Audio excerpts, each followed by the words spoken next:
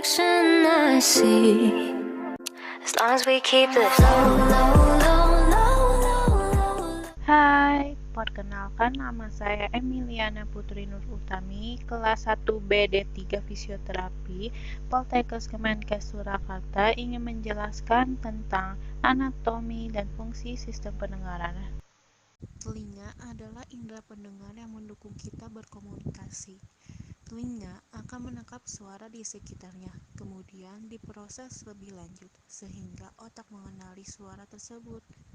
Selain itu, organ pendengaran juga memiliki fungsi lain yang tidak kalah penting, seperti menjaga keseimbangan tubuh. Bagian-bagian telinga secara umum dibagi menjadi 3, telinga luar, telinga tengah, dan telinga dalam. Bagian luar telinga. Telinga luar adalah bagian telinga yang terletak di luar dan kontak langsung dengan lingkungan. Fungsi utama telinga luar ini adalah untuk menangkap bunyi dari lingkungan untuk kemudian diteruskan ke telinga tengah. Pina adalah satu-satunya bagian telinga yang terlihat, atau sering kita sebut juga dengan daun telinga. Daun telinga adalah bagian pertama dari telinga yang bereaksi dengan suara. Fungsi pina adalah bertindak sebagai semacam corong yang membantu mengarahkan suara lebih jauh ke telinga. Saluran telinga kira-kira panjangnya 3 cm pada orang dewasa dan sedikit berbentuk S. Fungsi saluran telinga adalah untuk mentransmisikan suara dari pina ke gendang telinga.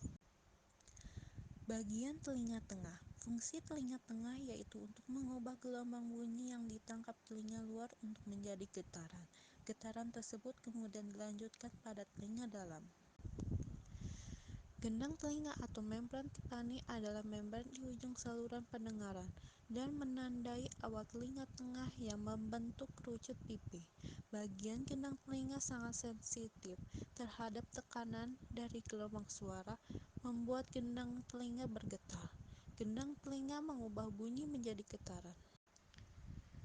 Osikles adalah tulang-tulang yang menyusun telinga tengah yang menghubungkan membran tipani dengan telinga bagian dalam.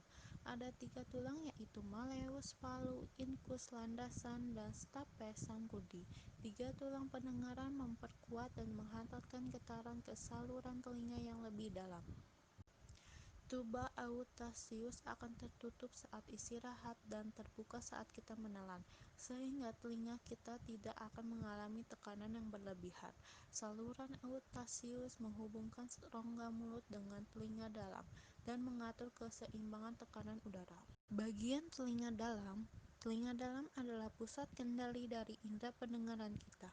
Fungsi telinga dalam adalah untuk mengubah getaran dari telinga dalam menjadi impuls listrik dan meneruskannya melalui saraf menuju otak.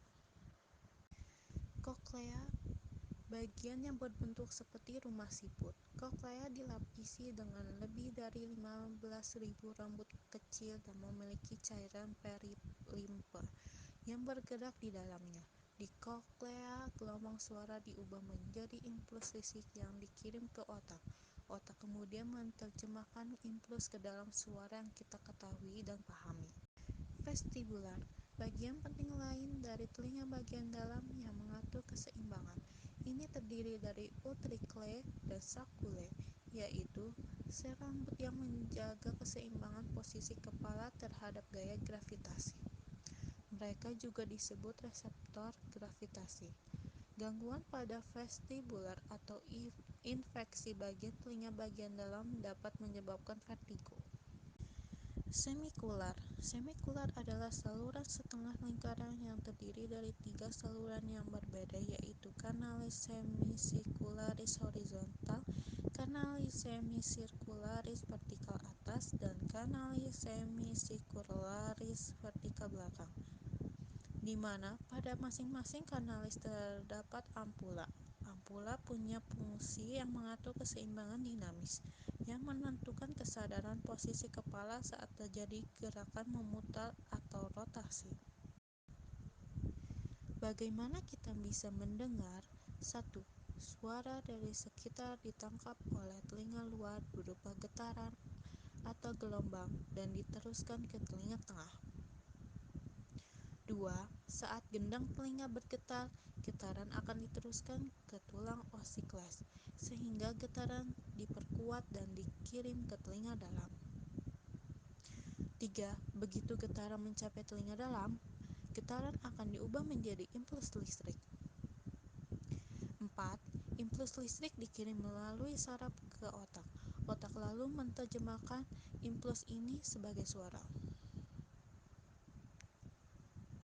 Contoh kebiasaan buruk yang dapat mempengaruhi kinerja telinga adalah membersihkan telinga dengan cotton bud dengan cara yang salah, mendengarkan musik terlalu keras, memasukkan barang kotor ke telinga, dan lain sebagainya.